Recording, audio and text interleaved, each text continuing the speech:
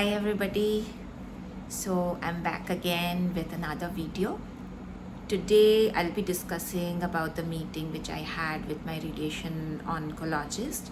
So it's like 21 days since my operation. I had a lumpectomy with breast reconstruction and few lymph node removal. So basically 4 sentinel nodes were removed and those were found to be negative, so none of the other lymph nodes were removed.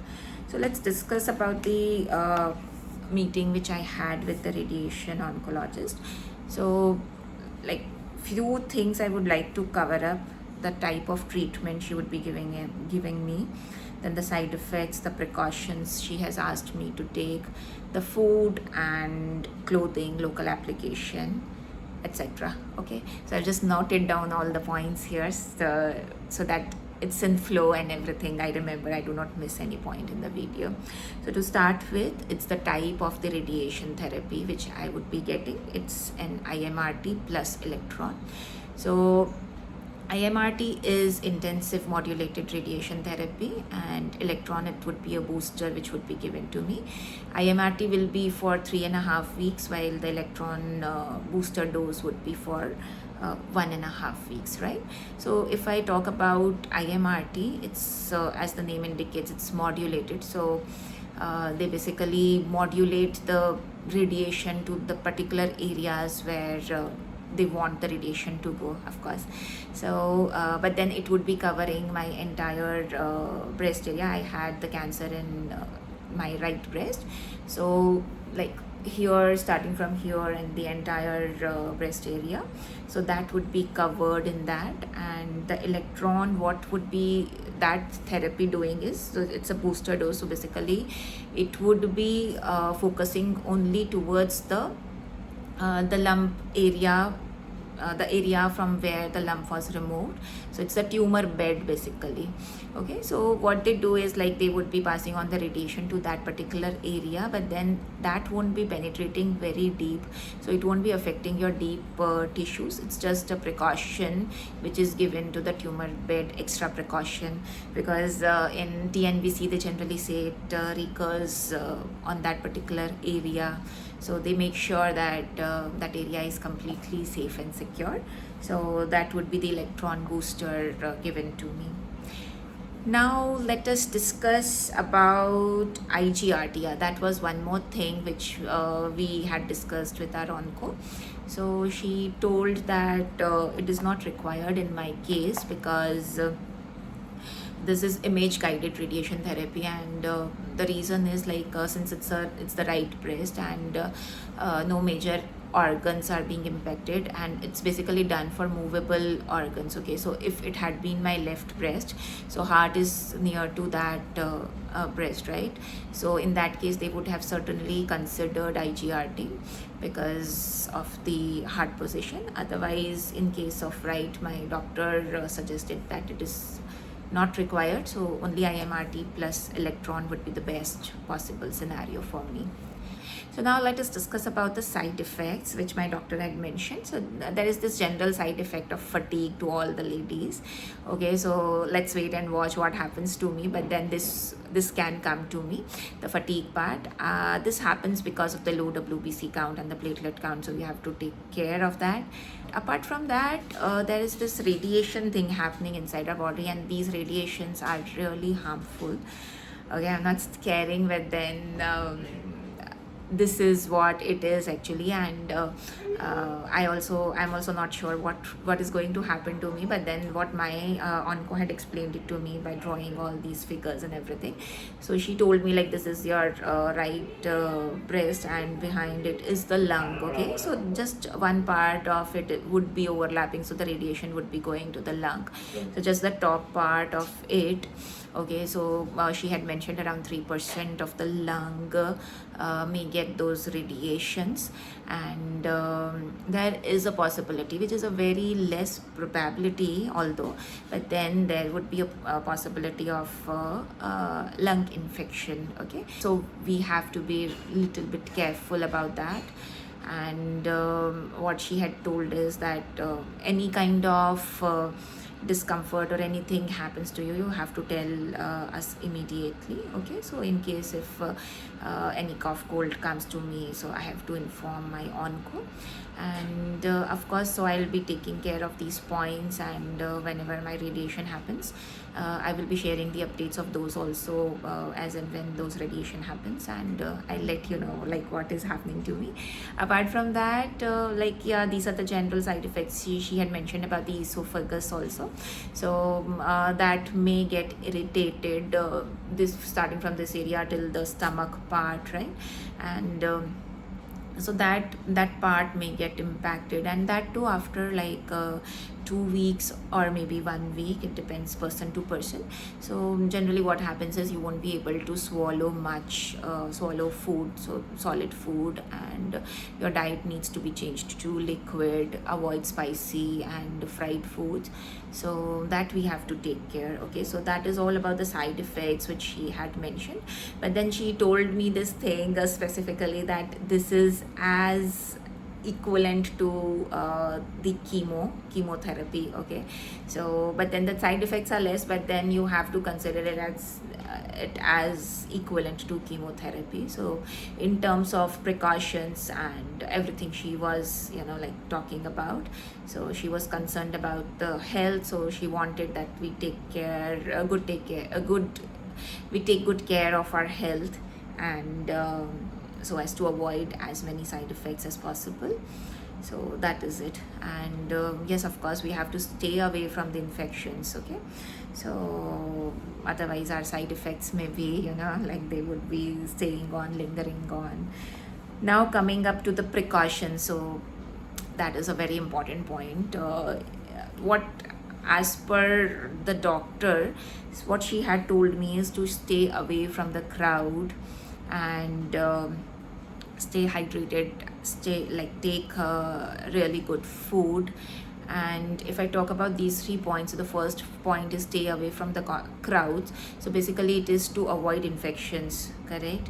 And because what is happening is like if any kind of infection happens to us, we have to take leave from the radiation. Okay, and as per the doctor, we have to be very regular with our radiation. So the radiation generally happens 5 days a week, so Monday till Friday, Saturday, Sunday it's off, it's a weekend, enjoy.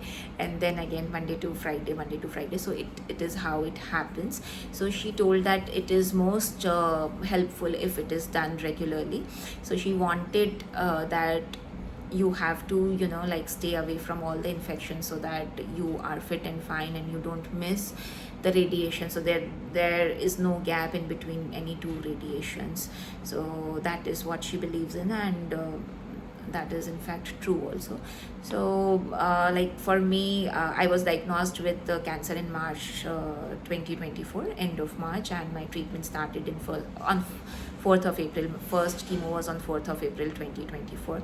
So since that day, I have not been to any crowded places. I don't visit anybody's house, or I just go out for walks and if anybody meets me there, so that is perfectly fine. But then I stay away from crowds. So that has been my philosophy for these past 6.5 months. And by God's grace, I did not catch any infection during those days, and I hope like this coming 1.5 months also it becomes better for me in terms of these infections and everything. So I would be just cautious in those terms. I won't be going out much, and I can go out for a drive, so I love driving. So that certainly I would be doing, but yes, I would be avoiding crowded places and meeting people in a huge, in a crowded place. Okay, so that is the first and foremost important thing. The second thing is stay hydrated. So she mentioned this thing, like for every 20 kg of your weight, you should drink a liter of water. So whatever your weight is, you can calculate accordingly and drink. So stay hydrated. In this, like both water and your food plays a very important role. So since we would be going under radiation, so we have to take care of our diet and water, so we have to stay hydrated as much as possible. So this is what she mentioned, that for many patients, if they take very good diet and they are hydrated, their side effects are very less. Okay, so I'll also try to do that, so that I don't have to face those many side effects. Even though we have been we have crossed that toughest chemotherapy journey, we have seen so many side effects and lots of things, but then I don't want any of those things to come back to me. So I would be taking good care of myself by staying hydrated. So for water I already told, and for food, so she had mentioned three things: protein, fat, and carbohydrates. So for every kg of your body weight, you should have 1 gram of protein. So this is what her you know so this is what her point is. So you have to take that much protein. So it can be in any form. I, being a pure vegetarian, so I have to take pulses, so all kinds of dals and sprouts and milk she mentioned, curd she mentioned, cottage cheese. So these are few things. So she told me that you can go to the internet and check for all the things which are high in protein and continue with that diet. Okay, so this covers the protein part, and then the fat and the carbohydrates, so these are also equivalently important. And but then in all these three, she was focusing more on the protein diet, so that we have to take. And one more thing, she did not tell me to take any extra protein powder or anything of that sort. So for some time I won't be taking that, of course, but yes, you have to consult with your onco for the same. Okay, so now let us come to the clothing part. And for clothes, she had mentioned to wear very loose clothes and preferably not wear the brassiere, because she wanted that nothing should touch your skin, because the skin would be sensitive. And so you have to take care of that clothing part. So that is all about the clothing thing which she mentioned. And local application also, she told that you don't have to apply anything until and unless told about it. So I'll wait what what happens to my skin, because this is one of the side effects. Yeah, for few of the people the skin gets burnt, and in that case what needs to be done, so that thing we have to take care of. So next Tuesday is my appointment for the CT and the cast. So they would be doing a CT scan and then making the cast. So why this cast is necessary? So this entire starting from my shoulder part till my waist, one kind of cast would be prepared. And every time I go for radiation, they would be putting that cast over me. So the only purpose of that cast is to I don't move, and it has to be, the radiation has to be very precise. So it is for 15-20 minutes or 25 minutes. So generally while you are lying down, maybe your hands are like this. Okay, so for 20 minutes lying in this same posture, it would be difficult for any person. Okay, so your hand may go down a little bit like this, or your body moves like this. So what they do is they fit that cast over your body, so that your body remains intact, and they don't any of the internal organs, they don't move. Okay, there is some kind of breathing thing also that would be done during the radiation. I'll just give you a brief. Maybe once I encounter those things, I'll be able to explain it better. So I have to for whenever they would be telling me to hold my breath, I would be holding my breath, and then once you breathe, your lungs move. Okay, so they want none of your organs to wherever the radiation is going, so they don't want those organs to move. Okay, so that is the reason they ask you to hold your breath. So maybe I'll be practicing more of my breathing thing. I'll take a deep breath, I'll hold on, and then so that it does not impact other areas of my body.